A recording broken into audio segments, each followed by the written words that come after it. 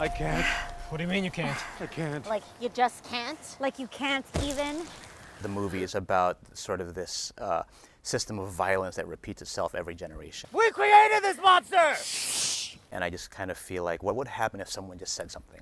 Or even better, what if someone did something? And that's what the movie's about, like trying to break that cycle. I wrote it in '97 thinking it'll never get made. It was a dark comedy, but it was like a wacky dark comedy. And I think as I got older, I realized I was being wacky because that made it safe. Right. Like, well, just make it as funny as possible. Even have, like, you know, frying pan sounds on the head. It really is no laughing matter. Does Troy hit you?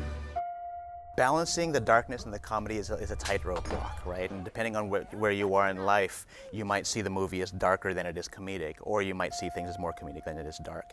And I think with this, it's touchy because you're dealing with domestic abuse.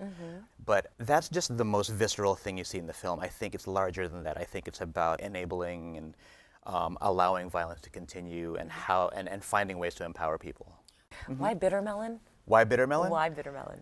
So it's a little bit of an inside joke, but I think most people who watch Asian American cinema will get this. There are so many Asian American films that have titles based on food, like you have dim sum, eat a bowl of tea, American adobo, and catfish and black bean sauce. And I like that. Of course, I love my food too, right? But I kind of felt like after a while watching sort of like the white perspective and the American lens on our films kind of exoticized us a little bit. And I thought to myself, if I ever make a movie about a dysfunctional family, I'm going to name it after the bane of my childhood existence, which is bitter melon.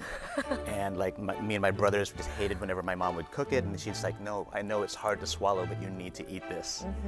And that's how I would describe this movie. Yeah.